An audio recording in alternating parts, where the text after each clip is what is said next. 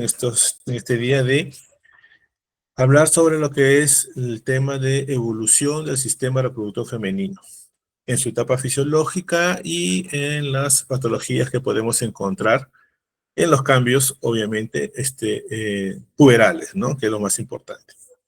Pero dentro de ello siempre hay que recordar bastante que tenemos, obviamente, que en la etapa, pues, de la evolución del crecimiento del aparato genital femenino, el aparato reproductor femenino, está, obviamente, lo tenemos desde ya que el producto ya es embrión, ¿no? Desde que ya se une entre la unión del óvulo con el espermatozoide y embriológicamente empieza a formarse, en la cual ustedes ya han tenido una clase, creo que es de embriología. Solamente vamos a hablar someramente porque no, es bastante amplia esta parte de la evolución. Y vemos una vida, pues, que tenemos una vida intrauterina o la vida antenatal también que se llama, ¿no? Y que vamos a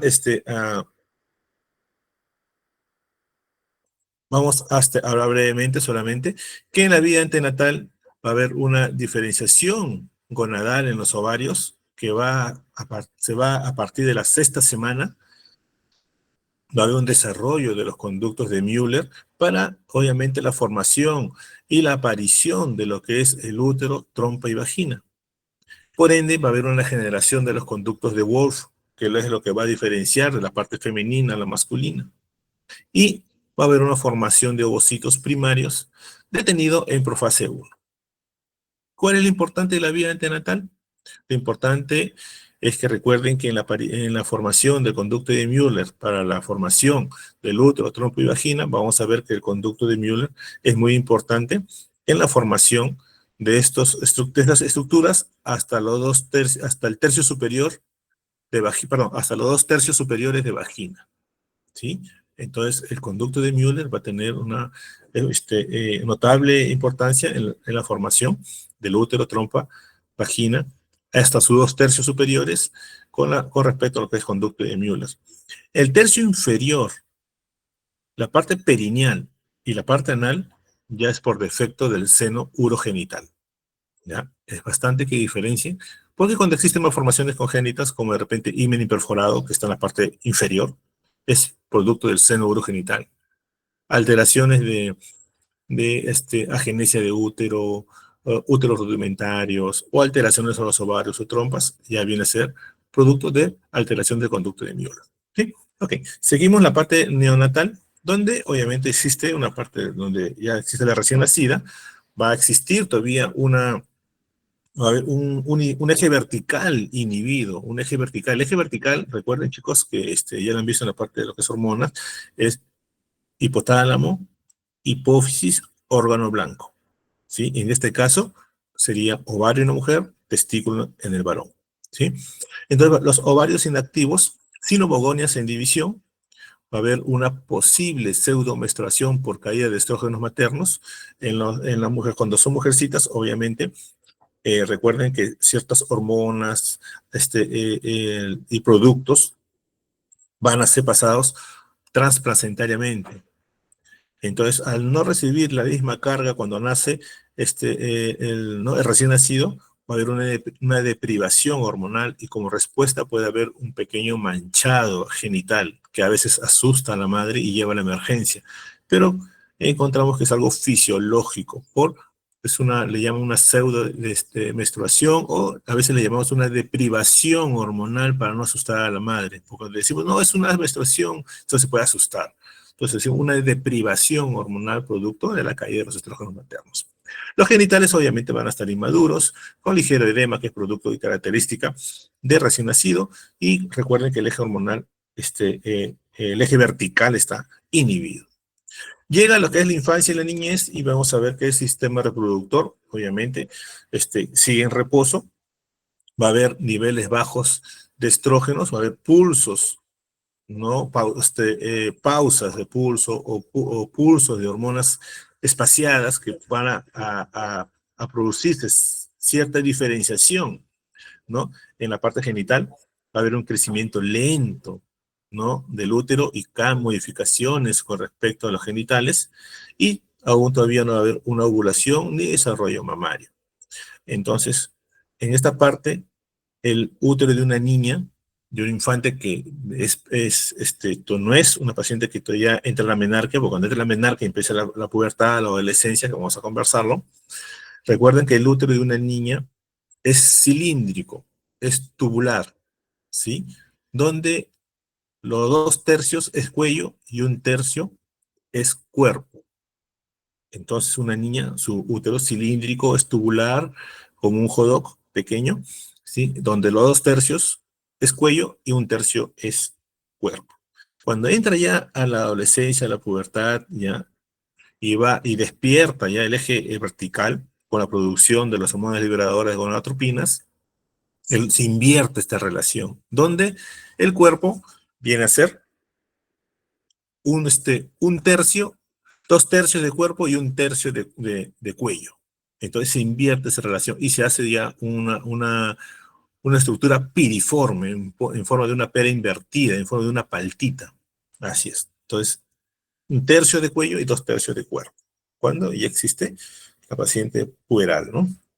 Ok, dicho todo esto, vamos a entrar a lo que es la pubertad y la adolescencia. Vamos a ver que ambos términos lo estrechan, lo relacionan bastante, pero a menudo se usan como sinónimos, pero para referirse a la importancia de esa etapa en cada transición, obviamente lo separan de la niñez y la vida adulta, viene a ser la parte intermedia prácticamente. Y vamos a ver que para la pubertad entendemos que es un fenómeno biológico. Entonces la pubertad viene a ser un fenómeno biológico a través del cual el cuerpo experimenta una serie de transformaciones sexuales que permite la procreación. Y la adolescencia ya deriva de la parte de la pubertad, que ya es una respuesta psíquica, una respuesta social, una respuesta del entorno originada por los cambios corporales. Doctor, una pregunta. Sí, ¿Están pasando las diapositivas? sí, claro. Ah, porque no se están pasando, se quedó la segunda. En Ya, la antenatal, ya. está en pubertad ahorita. Ahí está en pubertad, ahorita en pubertad. Ya, sí, está bien. Listo. Ahí, adolescencia. Sí. Ya, perfecto, estamos bien. Ok, ok, disculpen chicos, es la maquinita. Ok, entonces hasta aquí vemos que la pubertad, fenómeno biológico, adolescencia, ¿no? Y viene a ser el entorno, la parte psíquica, la parte social, la parte de la interrelación prácticamente del adolescente que ya prácticamente está en una menarca. Y vemos acá lo mismo que la adolescencia, el periodo de transición durante el cual el niño o la niña se transforma en un individuo maduro con su aspecto físico, sexual, psicológico y social, en desarrollo, obviamente. Y la pubertad que involucra aspectos biológicos de la adolescencia, apareciendo los caracteres sexuales secundarios, ¿no? Que ya viene ya los cambios físicos, genitales, hormonales, el estrón puberal, la capacidad reproductiva, el desarrollo y diferenciación de los genitales, que es característica de cada, ¿no? Persona. En los aspectos fisiológicos, y acá solamente quiero un recordaris, del eje vertical, ¿no? El aspecto fisiológico de la adolescencia y la pubertad, que es el despertar del eje vertical hipotálamo, hipófisis, órgano blanco. Entonces existe una hormona liberadora, que recuerden que es el hipotálamo, ¿sí? Que va a producir el estímulo de hormonas, ¿no? Al hipófisis anterior, y de aquí vaya a órgano blanco para que produzcan una función. Entonces, estos cambios puberales son producto de la acción del eje hipotálamo, hipófisis, ovario, o testículo, en este caso órgano blanco, al liberar la hormona liberadora de gonadotropinas, que estimula la síntesis de estos factores importantes, que es la LH y la FSH, o al revés, la FSH y la LH, la cual a su vez va a determinar un aumento de la secreción de esteroides sexuales por las gónadas, sean sexuales o sexuales femeninas o sexuales masculinas. Entonces, recuerden que esta parte del despertar empieza ya en las niñas, la menarca o la menarquia, que es la primera menstruación, ha ido reduciendo. Antes se decía que la normal era 15 años, después bajaron a 13. En los congresos mundiales de ginecología infanto-juvenil o niña adolescente, ¿sí? Ha ido cambiando. Después dijo 10 años, quedó en 10 años. Y ahora lo normal en una menarca es una paciente ya de 8 años para adelante. ¿Por qué? Debido a muchas influencias externas, ¿no? Sobre todo, pues ahora que está de moda la internet, las redes sociales, ¿no? La parte de la... Antes solamente teníamos pocos canales, ahora tenemos canales a 24 horas del día. Entonces, esas han hecho que el cerebro madure y el eje vertical también madure. Y la secreción de ciertas sustancias hormonales, ¿no? Se producen y comienza a haber desarrollo, ¿no? Puberal, tanto femenino como masculino. Entonces, y en los niños, ya prácticamente a partir de los 12, 13 años se está dando esta relación, ¿no? Pero en general, ¿no? Muchas literaturas están refiriendo que en las niñas 10 años y en los niños 12, 13 años. Pero ya en los congresos mundiales que ha habido último, se considera una menarca normal o una menarquia o un inicio de la primera menstruación, 8 años. Muy bien. Entonces vamos a ver que este hipotálamo, producto de la liberación de las hormonas liberadoras de GnRH, ¿sí? Va a producir pues una hormona luteinizante que es la LH, o la luteoestimulante, que también lo pueden llamar, o lutropina también que se llama, que es una hormona gonadotrópica de naturaleza glicoproteica, que al igual que la hormona folículo estimulante, llamada famosa FSH, es producida por el lóbulo anterior de la hipófisis o glándula pituitaria. ¿Ya? Entonces, esta hormona va a regular la secreción de la testosterona, actuando sobre las células de Leydig en los testículos. Y en la mujer, obviamente, va a controlar la maduración de los folículos, ¿no? La ovulación, la iniciación del cuerpo lúteo y la secreción de la progesterona.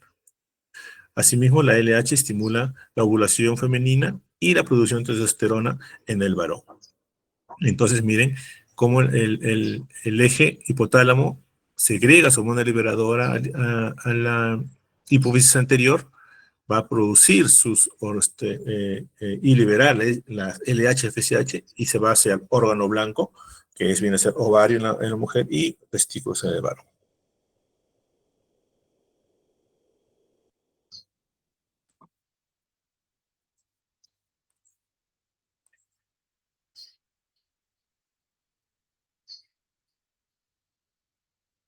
Y acá un pequeño resumen. Los mecanismos hormonales de la pubertad. Hipotálamo, que produce hormona liberadora, hipófisis, las hormonas gonadotróficas, LH, FSH, y obviamente que también produce otras hormonas, que no viene el caso de esta clase. Y directo a las órganos, a las gónadas, ovario y testículo, las cuales van a producir hormonas sexuales que van directamente a la sangre, testosterona, estrógenos y progesterona. Y va directamente a inducir lo que es el desarrollo puberal.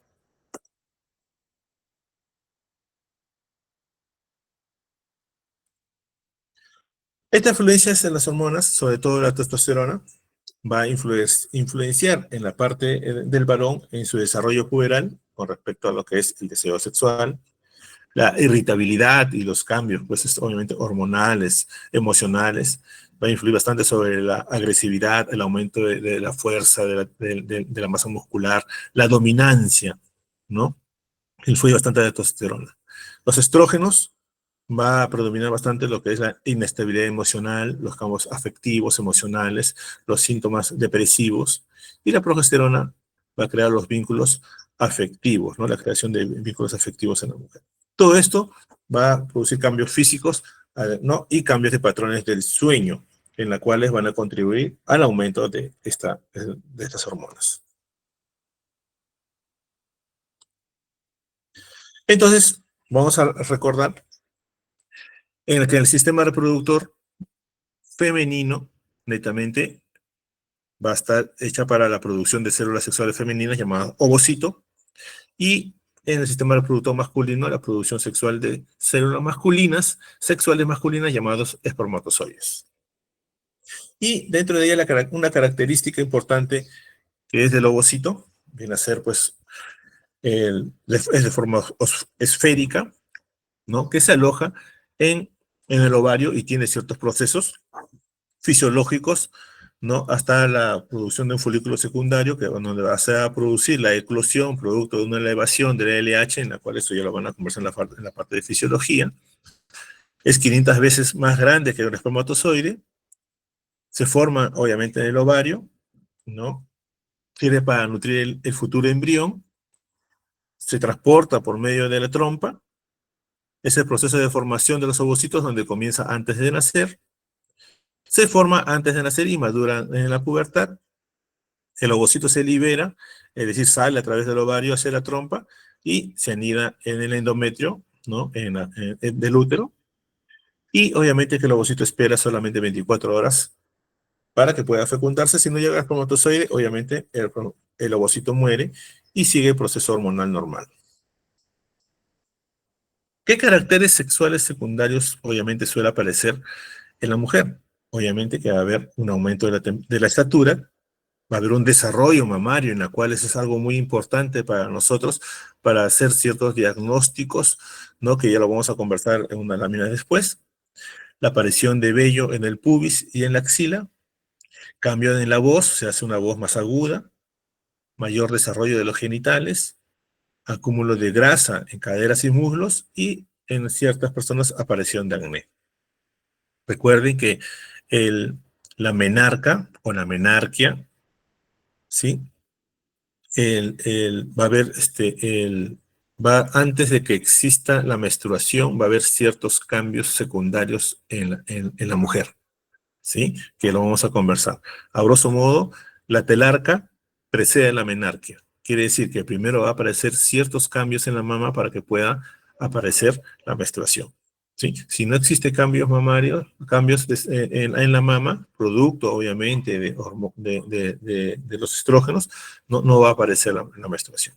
En el varón va a haber obviamente un aumento de la estatura, va a haber un ensanchamiento de hombros y aumento de la masa muscular, aparición de vello en la cara, pubis y axilas, cambio de voz en la cual se hace más gruesa, más grave, desarrollo de los genitales y va a haber también aparición de acné. Y un recordaris acá en el sistema reproductor femenino, vamos a ver que los ovarios son dos órganos blancos a cada lado, por debajo de la trompa, ¿sí? De forma esférica, de blanco nacaradas, ¿no? Y que están, de su importancia en la producción pues, de hormonas sexuales, en este caso de hormonas femeninas como el estrógeno y la progesterona. Un ratito, chicos, y perritos atorados.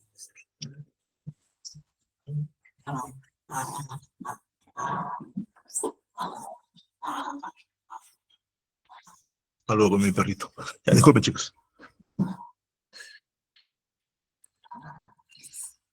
Y esto, obviamente, que esta progesterona y los estrógenos es producto de la secreción de la FSH. La FSH va a estimular el ovario, ¿sí? Y va a producir estrógenos para la diferenciación, obviamente, de los folículos y en el útero va a desarrollar una glándula que es el endometrio. Y la progesterona, obviamente, dado en un ciclo medio, producto de la LH, para producirse, obviamente, la ovulación. Si no existe una anidación, se va a producir en el endometrio la descamación y por ende la menstruación, ¿no? Es el ciclo normal de estas hormonas. El oviducto, que viene a ser las trompas de falopio, ¿no? Que son dos conductos que conectan del ovario al cuerpo del útero, y este oviducto simplemente sirve para transporte, ¿sí? Estas trompas de falopio, que tiene sus partes, tiene una parte fímbrica, una parte ampular, una parte ísmica y una parte intramural, en las cuales obviamente se produce, ¿no? El recorrido del óvulo fecundado, que se fecunda en el tercio externo de la trompa y se anida obviamente al tercer día. Entonces, es algo muy importante porque en estos sitios también se produce una patología que se llama los embarazos ectópicos. Están dentro de lo que son las hemorragias en la primera mitad del embarazo. Y son localizaciones importantes donde se produce, pues, obviamente, esta patología. El útero, como les mencionaba, es una estructura en forma de una pera invertida, en forma de una palta, una pera de característica fibromuscular, que en la vida, en la niñez, es tubular, predominando los 2 tercios de cuello y 1 tercio de cuerpo, pero cuando ya es una paciente puberal, ¿no? Se invierte esa relación donde los 2 tercios es cuerpo y 1 tercio es cuello. En la parte interna encontramos una parte glandular que es el endometrio, en la cual tiene funciones de nidación, y cuando no se produce la nidación, se descama y se produce la menstruación. La vagina es un conducto. Obviamente, recuerden que los 2 tercios superiores está dado por el conducto de Müller y el tercio inferior está dado por el seno urogenital. Es un conducto muscular fibroelástico, ¿no? que conecta la parte del introito, o sea, la parte externa, hacia el cuello uterino, ¿no? Y la vulva, que viene a ser la parte externa, está compuesta obviamente por el capuchón del clítoris, los labios mayores, labios menores, y el introito vaginal y la horquilla vaginal, ¿no? Que viene a ser la parte más externa del aparato genital femenino.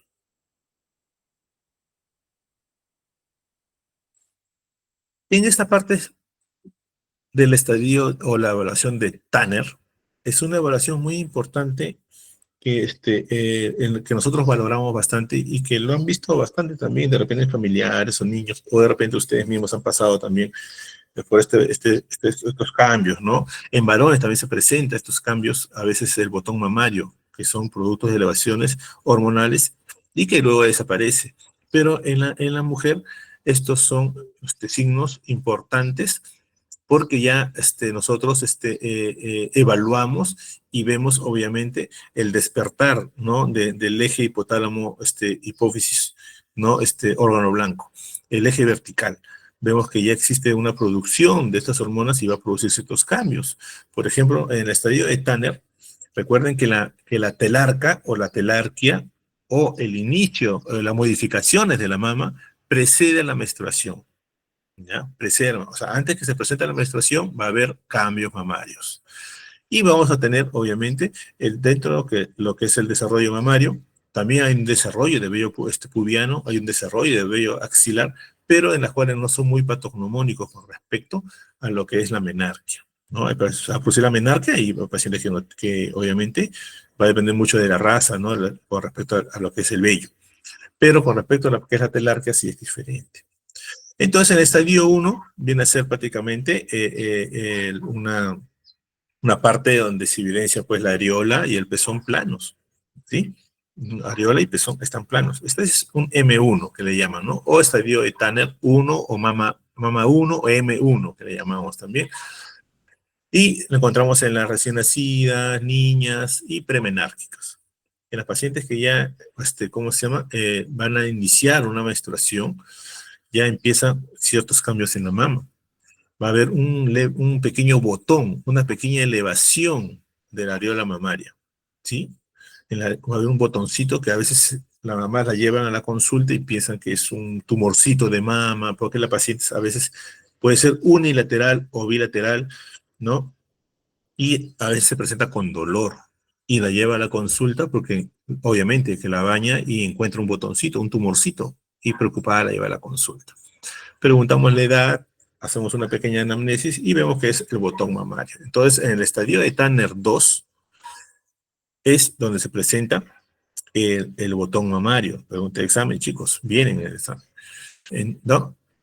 Y nosotros estamos evaluando y vemos que ya es un despertar. Vamos viendo que ya las hormonas del hipotálamo ya ha despertado y está segregando pues hormona liberadora para la producción de estimulación del FSH y LH.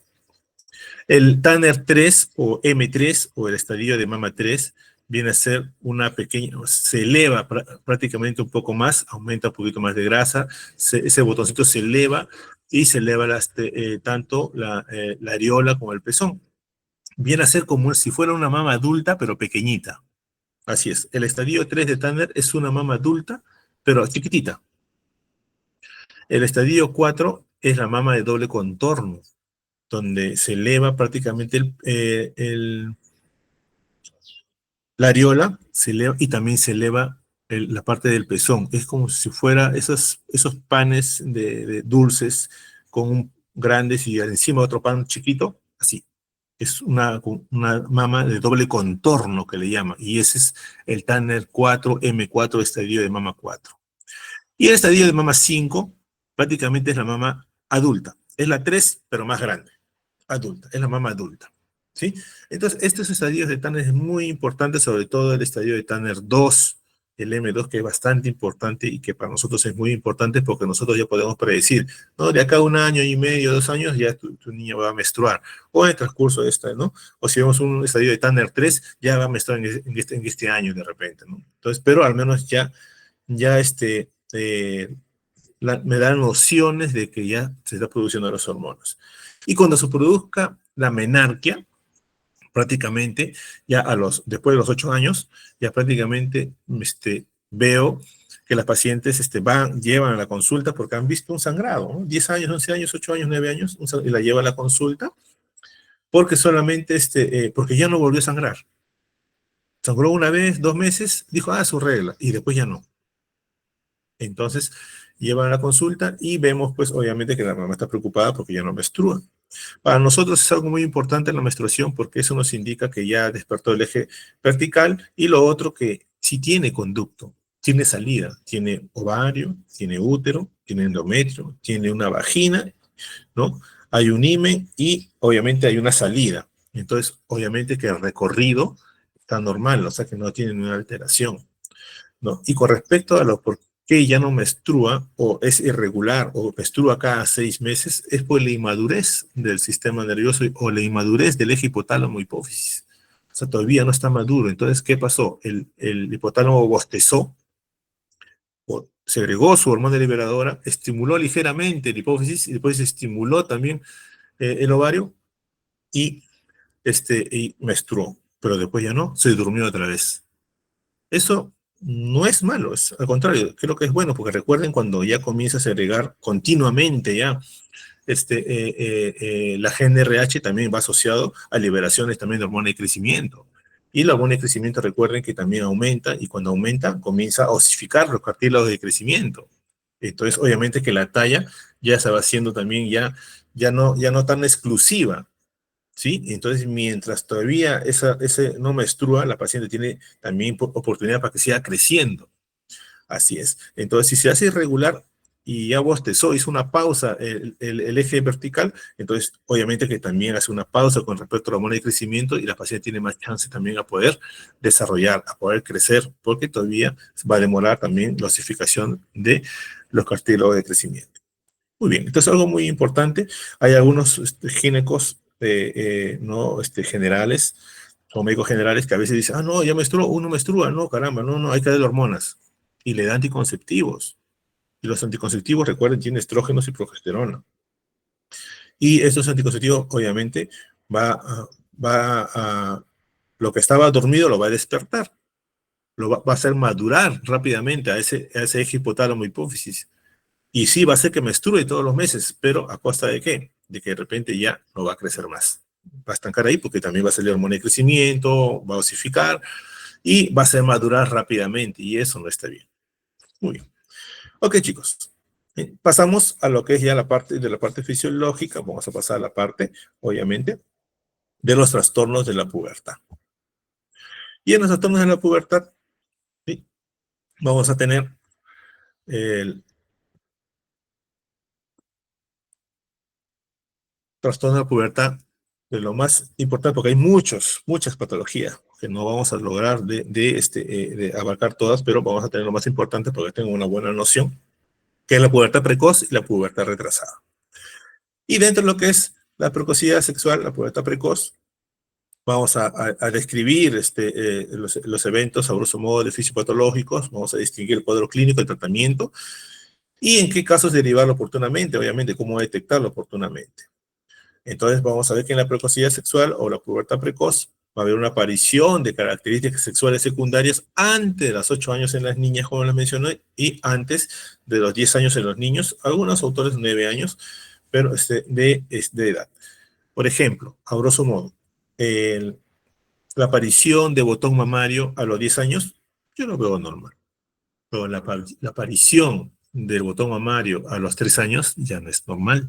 Algo está pasando. Y a veces, doctor, ¿y quién se da cuenta, pues, a que tiene un botón mamario? A veces, sí, a veces no se dan cuenta. Sí, nadie, no la bañan, nadie, no se dan cuenta. Pero cuando sangra, ahí es donde la llevan.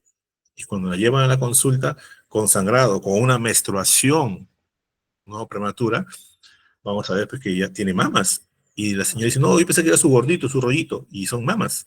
Entonces ya tiene que actuarse en conjunto con endocrinología, porque es multifacética el tratamiento, sí, multidisciplinaria, para tratar de inhibir ese eje, ¿no? Y tratar de regresionar todos esos efectos.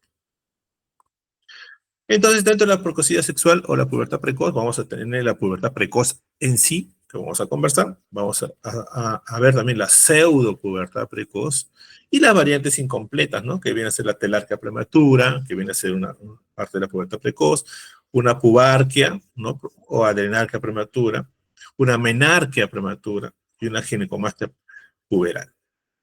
En,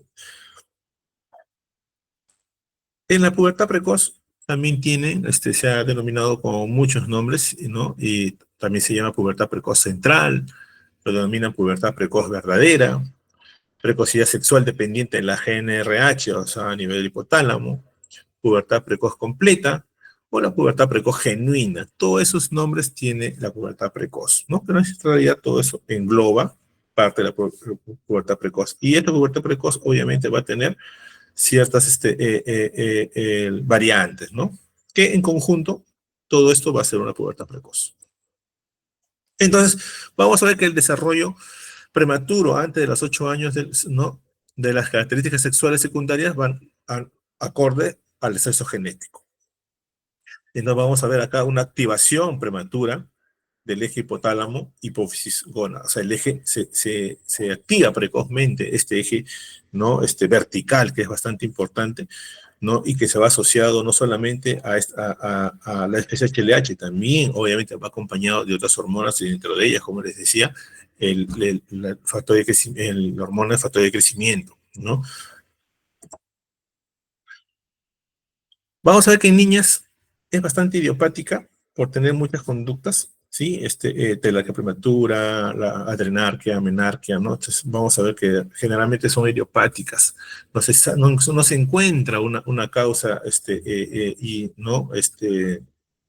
Que origine toda esta patología. Muchas de ellas pasan espontáneamente, pero muchas de ellas ya, obviamente, cuando hay muchos rasgos bastante groseros, sí hay que estudiarlas. En los niños sí es de causa identificable, definitivamente. En los niños no tiene que haber este tipo de aparición y un 50% es de causa orgánica. Como le decía, idiopática, ¿no? Dentro de las causas es bastante frecuente en la parte femenina. Y la parte orgánica y secundaria, que viene a ser asociado a, ¿sí? Una parte, ¿no? Debido a porque apareció algo, es orgánica. Puede ser neurogénica y generalmente a nivel del sistema nervioso, neurogénica a nivel de lo que es el cerebro, ¿no? Puede ser unos tumores del sistema nervioso central, puede ser unos quistes aracnoideos, una hidrocefalia, procesos inflamatorios o infecciosos cerebrales, ¿no? Los TEC, los traumatismos encefalocranianos, el edema cerebral, que puede haber una hiperestimulación de esta parte, ¿no? Cerebral neurogénica y pueda causar todo este aumento de las hormonas, ¿no? Las cromosomopatías, ¿no? Que también no son muy frecuentes, son raras cuando se presentan, obviamente va a haber una disomía una uniparental materna del cromosoma 14. Y complicaciones de tratamiento tardío o incompleto de la pseudopubertad precoz, ¿no? A veces esos tratamientos pueden originar, obviamente, un exceso y pueden dar una pubertad precoz. A veces también hay niñitas que vienen de un momento a otro, sangró bruscamente, llevan a la emergencia, ¿no? Y a veces, ¿qué pasó? Que a veces esta niñita de 4 años siempre se iba a su velador de su mamá y siempre se comía los anticonceptivos, se tomaba los anticonceptivos. Y como es dulce, como caramelitos, entonces ya había tenido y había desarrollado ciertos efectos secundarios, ¿no? Obviamente, ¿no? ¿Y qué pasó? Que cuando la mamá ya dejó de cuidarse, o sea, ya no se cuidaba, simplemente la niña no tenía caramelitos y por deprivación vino una menstruación y sangró. ¿no? Son causas que vienen. También a veces vienen de emergencia niñas que vienen con su pañal y viene con sangrado, y la señora no sabe si es popó o sangre, ¿no? Y ella era una niñita pues que su nana le había dado todo el día beterraga, beterraga, beterraga, y había hecho deposiciones con beterraga, ¿no? Como sangre. Y también se apareció estos casos, ¿no? Son múltiples a veces casos que tenemos en la emergencia que nos aparecen. El huésped generalmente, obviamente, viene a ser femenino o masculino, son 10 a 20 veces más frecuentes en el sexo femenino, puede presentarse, obviamente, a cualquier edad, y los casos más severos van a ser en ambos sexos y predominantemente entre los 2 y 4 años, donde tenemos que atacar prácticamente allí de forma multidisciplinaria.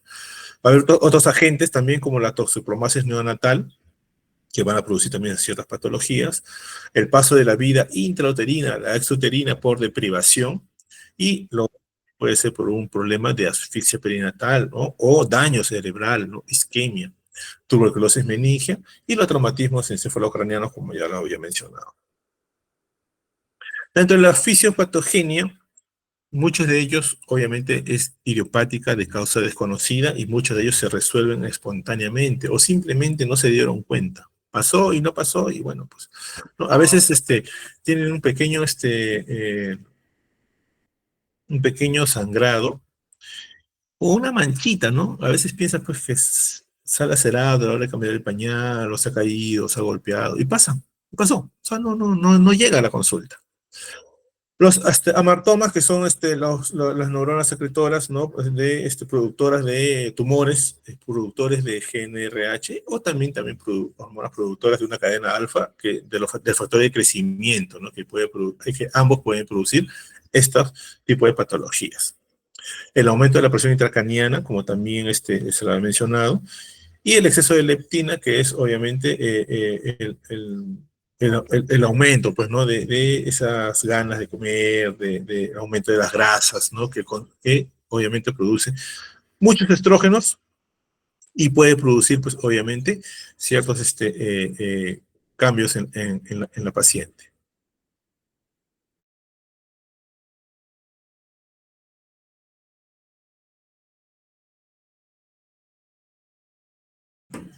Ya, disculpen, chicos. Eh,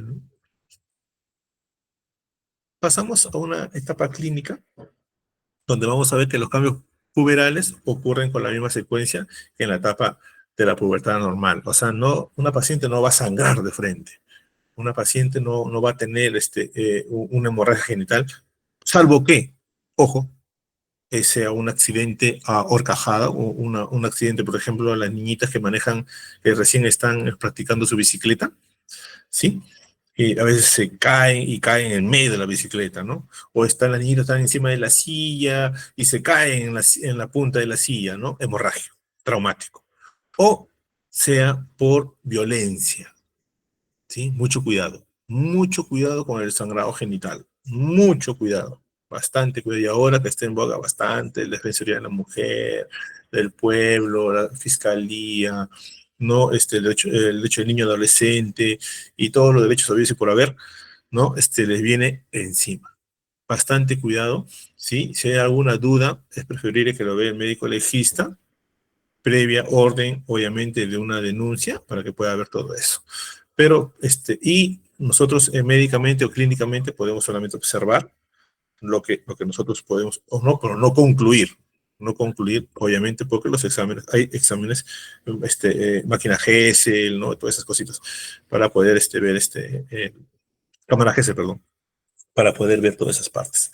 Ok, entonces, pero obviamente nadie sangra de la noche a la mañana. Tiene que haber, si estamos hablando de una pubertad precoz o una precocidad sexual, tiene que haber cambios, para que después llegue a un sangrado. ¿Y qué etapas clínicas puede existir? Obviamente va a haber, recuerde, la telarquia precede la menarquia, chicos. ¿Sí? Pregunta de examen. ¿En qué estadio? M2. Gracias. Listo. ¿En qué estadio es la mama doble contorno? M4. Gracias. Entonces, crecimiento mamario, Independientemente si va a haber crecimiento púbico o axilar, eso va a depender mucho de la raza, no es muy patognomónico, no es porque ya tenga, ¿no? Pero sí, obviamente, si voy a ver, pues, cosas groseras, como de repente BP5 o un vello pubiano 5, una niña que recién tiene telarquia, entonces, obviamente, ¿no? Por más raza que sea, eso no es normal, entonces algo está pasando, ¿sí? No, va a haber maduración vulvar, va a haber ciclos anovulatorios, ¿no? Acúmulo de grasa, puede haber sangrado transvaginal irregular, como le digo, por inmadurez todavía del eje, ¿sí? Ciclos irregulares, ovulación también, ciclos anovulatorios, ovulatorios, y obviamente una vez que ya menstrua, esta paciente ya es potencialmente fértil, ¿sí? Independientemente de que esta paciente pueda ser, tenga ciclos regulares menstruales, ya es potencialmente fértil. Y en la etapa clínica, obviamente, del varón, obviamente hay un crecimiento, aparte de su estatura, su masa muscular, su voz grave, ¿no? El crecimiento testicular bilateral, pigmentación del escroto, a ver, un vello pubiano, ¿sí? El testículo aumenta de tamaño, la longitud del pene también, va a haber aumento en la masa muscular, que ya les mencioné, vello corporal, facial, bigote, barba, apatía, pecho, pues, erecciones frecuentes, los varones, el- amanecen erectos, duermen erectos, pues es normal, ¿sí? Y a veces viene la paciente, la mamá la llevan a la consulta, la llevan a la ginecología o al pediatra, ¿no? Y dice, mi hijito, amanece así, está así, duerme así, para así, ¿no? Para carpa, carpa, carpa, dice. Entonces, es normal. Y ya está, obviamente, produce espermatozoides y también es fértil, totalmente fértil. Entonces vamos a ver, siguiendo con las etapas clínicas, va a haber un incremento normal de la velocidad de crecimiento, talla alta, un inicio, va a ser muy alto, va a tener 3 años y es el más alto de todos. Y después se estanca, una talla baja final, se queda ahí, nunca más creció. Deficiencia hormonal, una deficiencia de hormona de crecimiento, producto A, ¿no? Radioterapias, problemas traumáticos o problemas orgánicos como tumores, hidrocefalias que puedan causar todo este tipo de problemas. Los problemas emocionales, ¿no? Que va a producir estos tipos de cambios físicos, hormonales, va a haber problemas emocionales, ¿no? Y va a haber problemas de conducta este tipo de pacientes, va a haber inseguridad y vergüenza. Eso quiere decir que el tratamiento multidisciplinario no solamente es con endocrino, no es solamente con el ginecólogo, también es con la parte psicológica, ¿sí? La talla alta, por ejemplo, en las niñitas, en las niñas, en las que ya empiezan y de repente quizás por algo fisiológico, las pacientes que ya están en menarquia y que tienen, y dependiendo ya su parte genética, porque hay mamás pequeñas, hay mamás medianas y mamás muy voluptuosas, las niñas se inhiben, se avergüenzan, tienen un efecto psicológico de autoestima, ¿no? Se tapan, van casaca larga, van jorobaditas, se cubren demasiado, pero de ahí viene, pues, después viene el florecimiento, ¿no? Lo que dice, ¿no? El pecho de ganso, el pecho de pavo, ¿no? Ya al contrario, después de los 15, 16 años ya es a la inversa, ya no está jorobadita, ya para con menos ropa, ya para más pechoncita, más elevada, entonces cambian las conductas, ¿no? La ansiedad y la depresión, producto del aumento de esas hormonas, es bastante frecuente, ¿no? No exhiben incremento de la sexualidad para no escondidas, ¿no? Y obviamente que van, pues, sujetos a abuso, pues, o sea, la piropean más, pues, obviamente se comporta, de repente la confunde como una adulta y no es así. La función sexual y reproductiva la adulta no se altera en esta parte. Entonces, como diagnóstico, aparte de la parte física, vamos a ver que el interrogatorio es algo muy importante. La parte del interrogatorio es importante, donde vamos a preguntar qué pasó, cómo fue el embarazo, cómo fue el parto, ¿no? Qué problemas tuvo, ¿no? La edad de inicio de la parte puberal de la familia, antecedentes familiares, ¿no? Y si ha tenido un tratamiento con hormonas, anabólicos, esteroides, vamos a ver qué cosa pasa, ¿no? Si ha consumido de repente, ¿no? Por forma casual, ¿no? Esto. Hay una señora también, un ejemplo, que era vendedora ambulante y vendía desayunos y vendía siempre cuando estaba en la universidad compraba, ¿cómo se llama esto? Leche de soya. Leche de soya. Y siempre vendía su leche de soya con su pasito de camote, leche de soya con su pasito. Y la niñita siempre tomaba leche de soya, pues, el biberón, el vaso, en la taza, al dormir y todo eso, ¿no?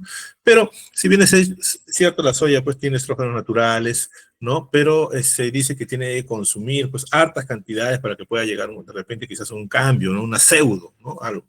Pero bueno, es un ejemplo que les doy que también hay que ver, es que el interrogatorio es muy importante. La exploración física, talla y peso, bastante importante. El cálculo de velocidad de crecimiento, bastante importante. Y va a ser muy fácil diagnosticar en aquellos pacientes que tienen control de tarjeta, niño adolescente, ¿no? Que tiene sus vacunas, todo eso, y tiene talla y crecimiento. Va a ser bastante importante y fácil de descubrirlo ahí. Pero las que no tienen control a veces es un poquito difícil, pero de todos modos hay que buscar caracteres secundarios. La maduración sexual, estadio de Tanner, como le dije, importante. Tanner, importante. Botón mamario, en 3 años. Por eso que las niñitas que, por ejemplo, vienen por un sangrado vaginal, producto de bien a pediatría o bien a gineco, por una caída, un edema vulvar, una sospecha que de repente la tocaron, o un sangrado por XX cosas, el gineco siempre toca delante de la mamá o delante del papá, toca a la niñita y dice, disculpe, vamos a examinar a la niñita. Y con sus 2 deditos, índice y medio, encima del pezoncito, una frotación circular pequeña y va a ver si es que hay un botoncito o no hay botoncito. Siempre es importante, así no tenga nada. Es una rutina examinar, ¿sí? El hipotiroidismo poco severo de larga duración, también es bastante importante, y las tumoraciones abdominales pélvicas, que puede haber tumores de ovario generadores, obviamente, de ciertas hormonas, que es bastante importante, ¿sí? Y el diagnóstico también, vamos a ver, parte del diagnóstico, la edad ósea.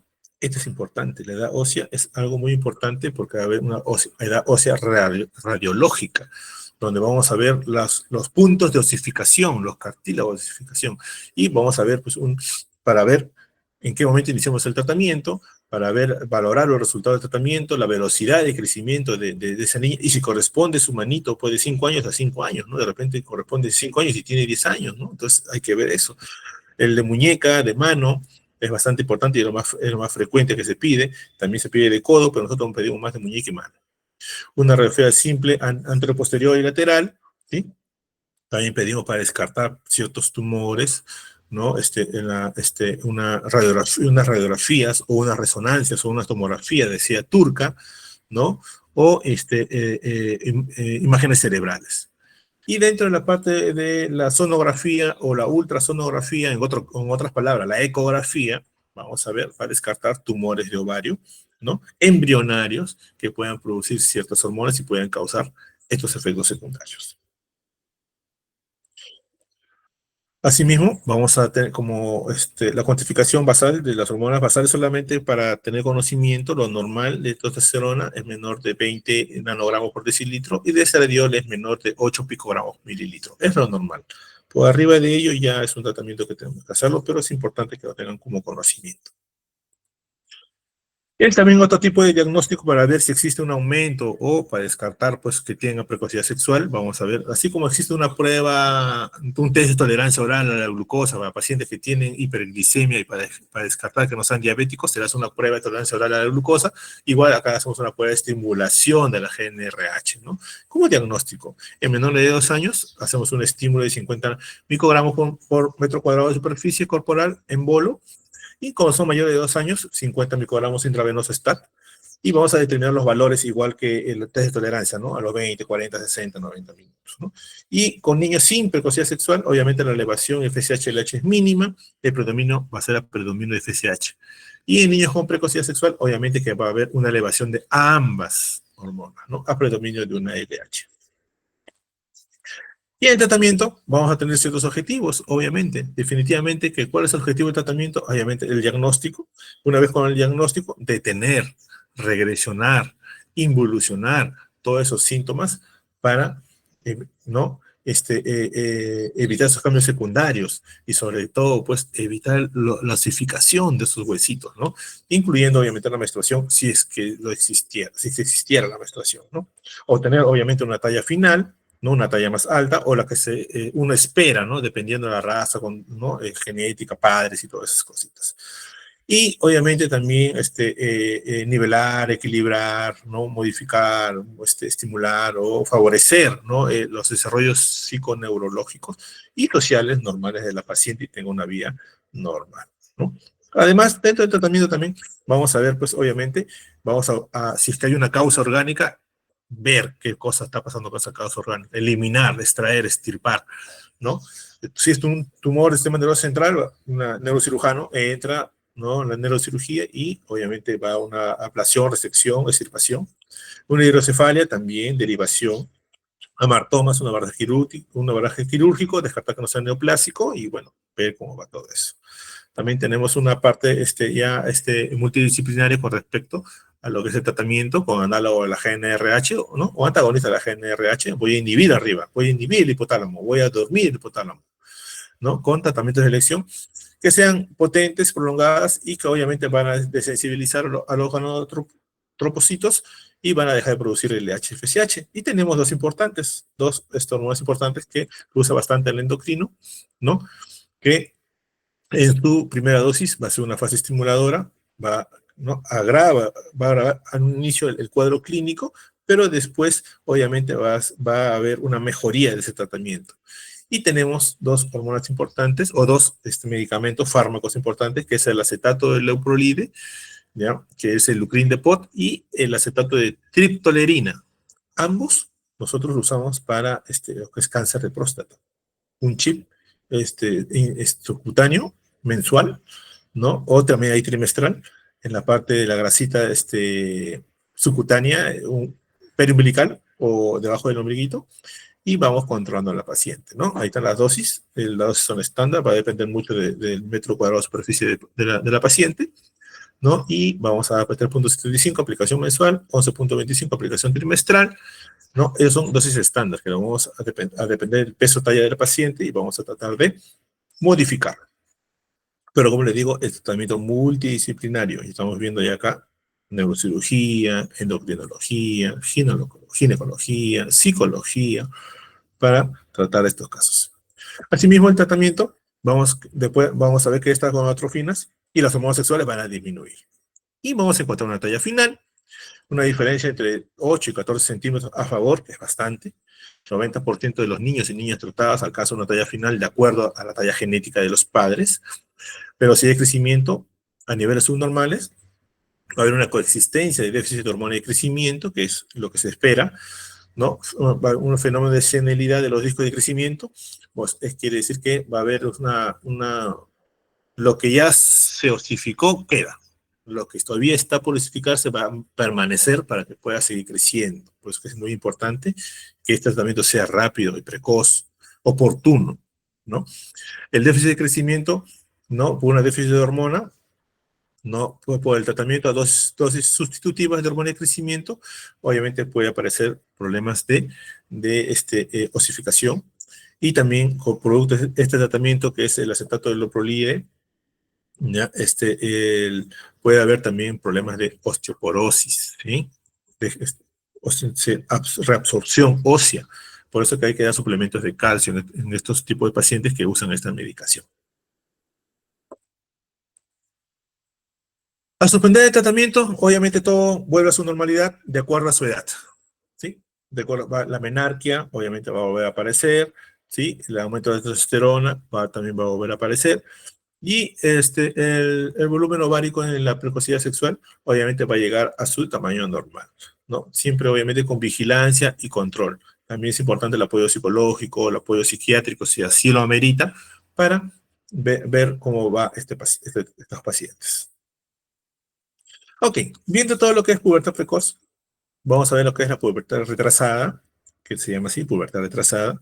Y acá también vamos al igual que la pubertad precoz o la precocidad sexual, vamos a ver también, a describir eventos, a grosso modo, fisiológicos, distinguir cuadro clínico, elaborar métodos y diagnósticos, derivar oportunamente el caso problema, obviamente, ¿sí? Y sobre todo distinguirlos rápidamente. Y generalmente acá hay una definición bastante amplia, pero vamos a ver puntualmente lo más importante o lo que más vemos en la práctica privada, clínica, ¿no? La parte hospitalaria, privada, clínica. Gracias. Entonces vamos a ver que la pubertad retrasada ¿no? Es donde no se han desarrollado características sexuales secundarias después de los 13 años en mujeres y después de los 14 años en niños. Transcurrido más o menos mayor de 5 años de lo normal, ¿no? Entre la telarquía y la menarquia, obviamente hay mucho espacio, ¿no? Ya apareció botón mamario, pero nunca menstruó. Pero no apareció más. ¿Qué pasó? Iniciación de crecimiento testicular y fase final de desarrollo sexual. Entonces, en la pubertad retrasada, dos importantes, que es el hipogonadismo hipergonadotrófico, ¿sí? Primera causa de un problema de insuficiencia testicular u ovárica. Quiere decir que el problema no está arriba, el problema está abajo. El problema está en órgano blanco, en ovario o en testículo. Por eso se llama hipogonadismo hipergonadotrófico. Y vamos a conversar más tranquilo después. Y también tenemos otro problema que ya es arriba, arriba, que es el hipogonadismo, hipogonadonismo, hipogonadotrófico, ¿no? Entonces, este hipogonadismo, hipogonadotrófico, obviamente ya es arriba. O sea, no se produce arriba, tampoco va a haber respuesta abajo. Entonces, todo está, como si muerto, se puede decir, ¿no? No hay actividad. Ok. Y vamos a ver que en esta pubertad retrasada vamos a tener cierta clasificación donde vamos a ver un retraso constitucional de crecimiento y desarrollo. Vamos a ver una parte donde también puede ser una parte nutricional o por enfermedades crónicas. Vamos a ver el hipogonadismo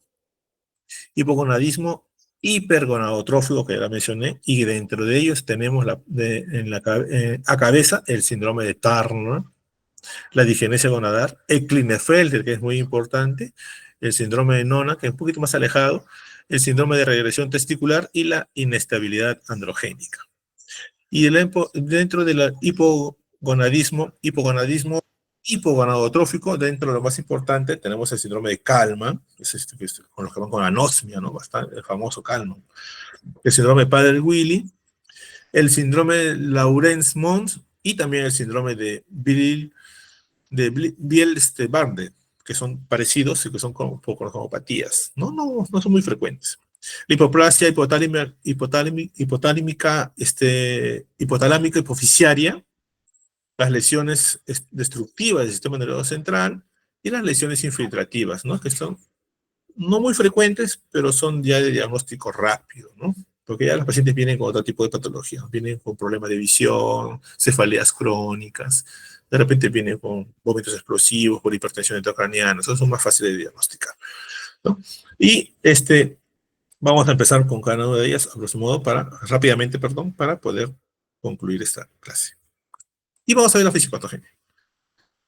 Cada una de las condiciones que determina la pubertad retrasada puede tener fisiología peculiar definitivamente. Y empezamos con el retardo constitucional de crecimiento y desarrollo. Una variante normal de crecimiento, no se retrasa más allá de 16 años, 18 años. La deficiencia parcial transitoria de hormonas gonadotrofinas se normaliza después de 2 a 3 años. Y en la entrada a la adolescencia es etapa tardía. Y muchos de nosotros o de lo que observamos presentan, ¿no? A veces terminó quinto año y sigue chiquito. Tienen una reunión en la universidad, ya no lo reconocen porque creció. O sea, tuvo un desarrollo constitucional, ¿no? A veces es constitucional, familiar, es así, ¿no? En un momento chiquito, después crece, o sea, no hay una patología, ¿no? Por eso lo llaman de retardo constitucional. Y lo vemos, como les digo, ¿no? Generalmente terminamos secundaria y ya no lo vemos. Y cuando lo vemos no lo reconocemos. Frecuente. Este retraso va obviamente asociada de una edad, de la maduración esquelética, la edad ósea está disminuida, ¿no? Punto clave, ese va a ser el punto clave del diagnóstico. La pubertad se inicia pues cuando la edad ósea obviamente despierta, después de los 11, 12 años en las mujeres y de 13 a 14 años en los varones. El retardo también de crecimiento constitucional, ¿no? La hipótesis es de que el hipotálamo tiene una sensibilidad mayor a la retroalimentación de las hormonas sexuales y obviamente que va a haber un equilibrio y no va a haber pues algo no va a haber un predominio de algo, ¿no? Para que pueda tener un crecimiento rápido. Simplemente todo está pausado de manera silente, llega un momento en que se despierta y crece, pues, de un momento rápido. Nutricional o por enfermedades sistémicas crónicas, obviamente eso está dado definitivamente en pacientes que son, como le decimos a veces, los productos que son pequeñitos en el embarazo, ¿no? Los restrictivos, los RCIU famosos, ¿no? Restricción de crecimiento, antes se llamaba retardo de crecimiento intrauterino, pero después dijeron, no, no es retardo, es una restricción debido a, de repente, una placenta calcificada, una disminución en el aporte de oxígeno, una mamá desnutrida, o simplemente, pues, ¿no? Una mamá cardíaca que no oxigena bien, no respira bien. Entonces, producto pequeño, pues. O constitucional, ¿no? Mamá pequeña, papá pequeño, producto pequeño, pues, ¿no? Mamá desnutrida, papá desnutrido, producto desnutrido. Entonces, vamos a sacar la anemia, las cardiopatías, asma, el uso de corticoides prolongados, la mala absorción intestinal, la insuficiencia renal crónica que puede producir todo este tipo de patologías, ¿no? Nutricionales crónicas. Y entramos a la parte de lo que es el hipogonadismo hipergonadotrófico, y a la fase, a la cabeza de ella vamos a tener como representante el síndrome de Turner, el X0, ¿no? Generalmente los Turner, en gran mayoría de ellos, más del 95% son mujeres, ¿no? X0. Y la disgenesia gonadal, que también vamos a encontrar. En el Turner vamos a ver 45X0, baja estatura, cuello corto, ¿no?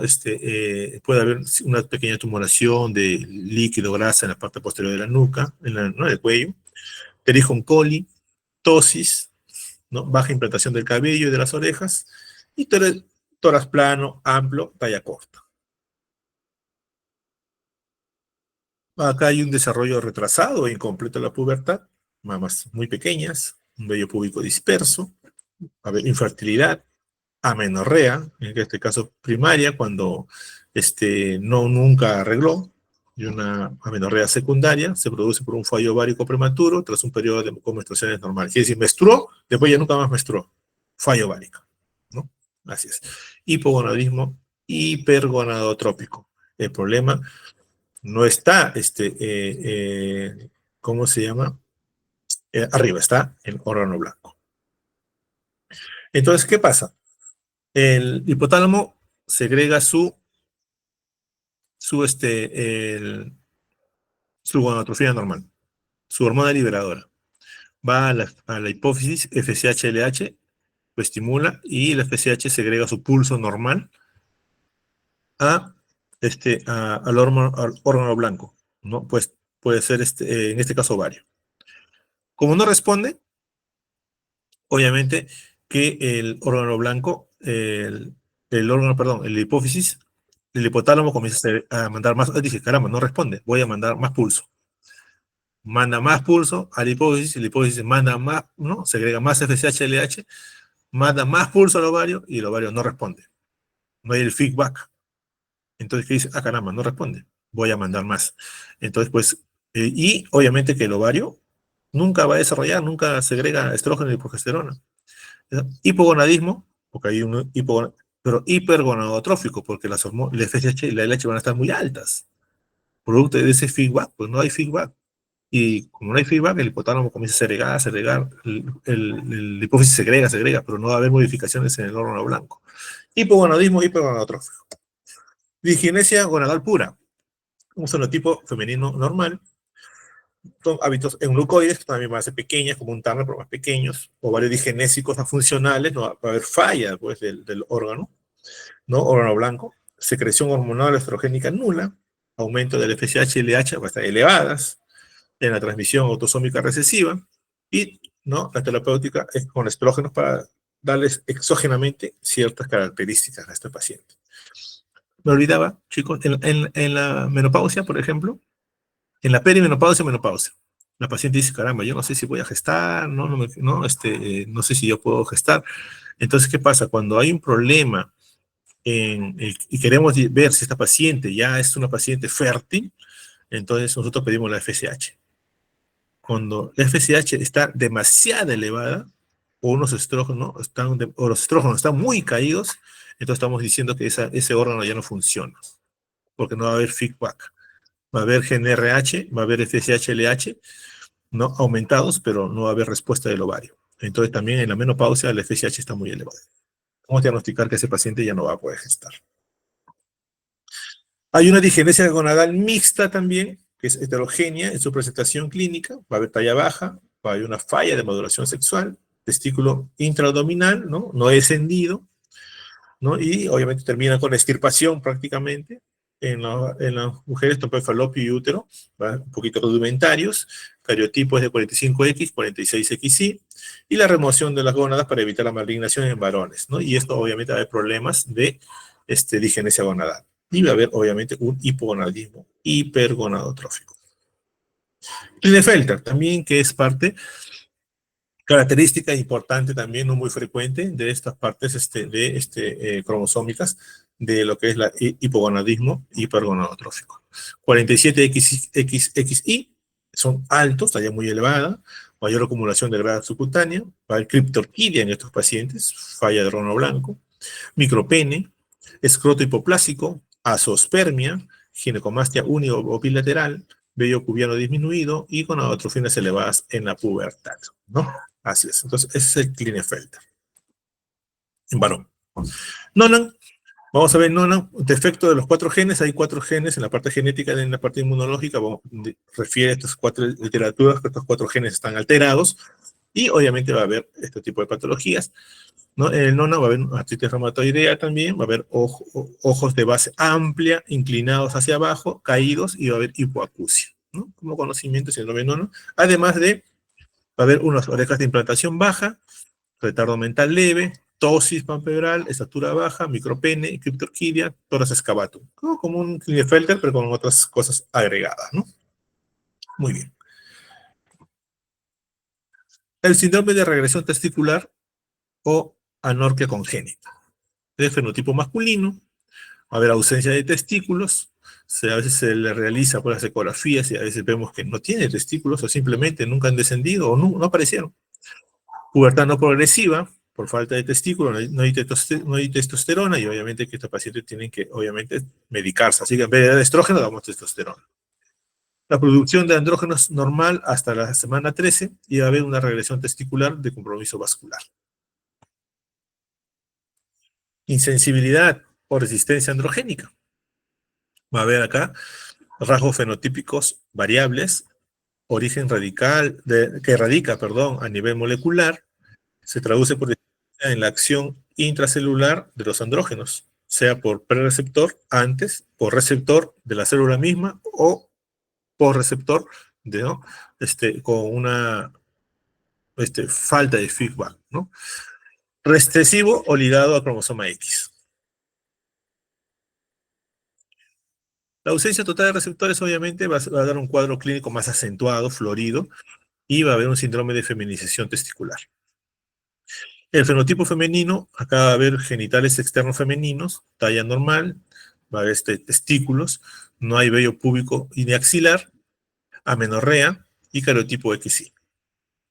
El tratamiento obviamente viene a ser, si es que hay testículos no descendidos, la orquiectomía, y obviamente que de todos modos hay que buscar tejidos no embrionarios porque pueden ser potencialmente malignos, ¿no?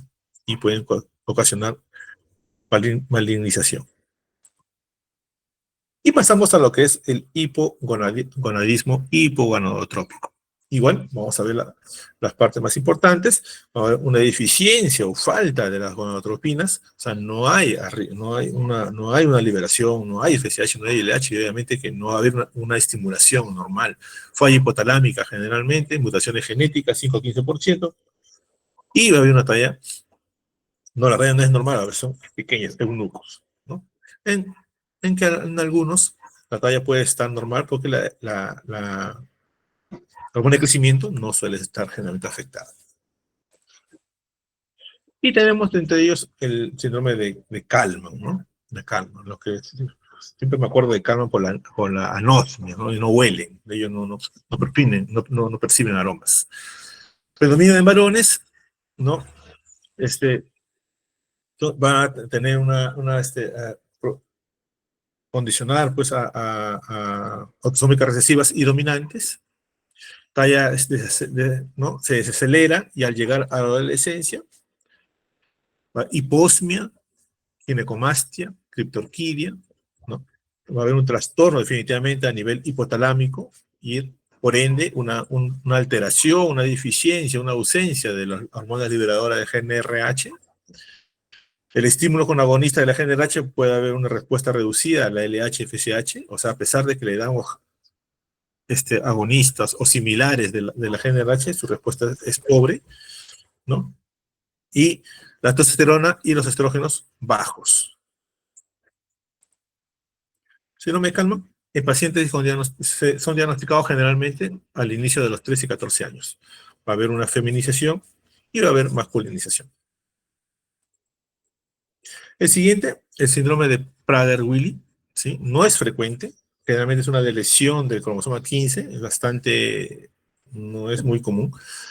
Es paciente que nace flácido, ¿no? Tiene hipotonía generalizada, ¿no? Va a haber una obesidad extrema después de los 2 a 3 años, ¿no?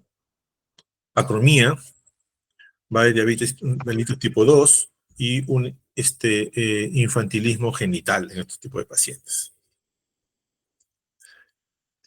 El síndrome de Laurence-Mons y de Biel-Barder, ¿no? Son dos alteraciones que se parecen bastante, simplemente autosómicas recesivas ambas. Va a haber retraso mental, ¿no? Y rinitis pigmentosa. En la de Bardet-Biel hay polidactilia, hipoplasia genital, retinitis pigmentosa, obesidad y retraso mental. Eso es solamente para conocimiento y parte de lo que es el hipogonadismo hipergonadotrófico. Y pasamos ya a lo que es la hipoplasia hipofisiaria hipotalámica, ¿no? Esa es una deficiencia hormonal múltiple selectiva, prácticamente ya es generalizada, ¿no? Donde no solamente altera la FSH, la LH, va a alterar todo lo que es la parte de el hormona de crecimiento, la CTH, la parte de la hormona liberadora de estirotropinas, ¿no? Todo eso. Y generalmente se ve cuando hay una alteración, que puede ser, pues obviamente, de un defecto congénito, puede ser vascular, un infarto, cirugía, radiación o lesiones destructivas e infiltrativas que alteran la parte hipoficial hipotalámica. Por ejemplo, en las mujeres. El Simon Sheehan, no sé si han escuchado, síndrome de Simon Sheehan, aquella paciente, mujer, o hombre puede ser también, pero en este caso es una mujer, que da un parto y tiene una atonía uterina y tiene una hemorragia postparto que hace un shock hipovolémico, ¿no? Hace CID, va a UCI, se le compensa, sobrevive la señora, pero ya ha tenido ya una hemorragia masiva, ¿no? Un shock hipovolémico, donde ha habido una vasoconstricción generalizada para tratar de preservar órgano blanco como cerebro y corazón, y produce ciertos déficits en ciertos órganos. En este caso, se produce un infarto, pues prácticamente en este paso de lo que es la hipófisis. Y se da el síndrome de Simon Sheehan o Simon Sheehan, que ya la paciente no puede segregar, se pone hipotiroidea, ya ACTH, falta de CTH, entonces comienza a tener problemas, ¿no? Como un infarto, ¿no? Hipotalámico, ¿no? Igual puede ser una isquemia, ¿no? Una isquemia, un producto que nació con Apgar, lo normal es 9, 7, 8, 9, o Apgar, ¿no? Y eso es un puntaje que lo da el neonatólogo. Y salió con un Apgar 0, 1, o salió muerto y después a los 5 minutos, 6 minutos, después, ¿no? Apgar 3, 4, y entonces ya tiene isquemia, ¿no? Entonces puede también dar problemas, ¿no? O tumores cerebrales que ya dice radiación, cirugía, lesiones destructivas. En la parte de las lesiones destructivas del sistema nervioso central, vamos a ver los traumatismos cefalocranianos, la anoxia, infarto, hemorragias que pueden causar, obviamente, lesiones, ¿no? Deficiencia hormonal múltiple selectiva, ¿no? De estas hormonas. Y las lesiones infiltrativas, ¿no? Que, obviamente, que los tumores intracranianos, sobre todo las histiocytosis que son frecuentes, va a producir edema cerebral, ¿no? Una presión intracraniana elevada, infarto y deficiencia de gonadotropinas. Muy bien, chicos. Muchas gracias. Más bien, ¿alguna pregunta de la plataforma? El PPT lo voy a enviar a la delegada general, por favor. Pueden solicitarlo. Y las preguntas van a venir netamente de lo que hemos conversado.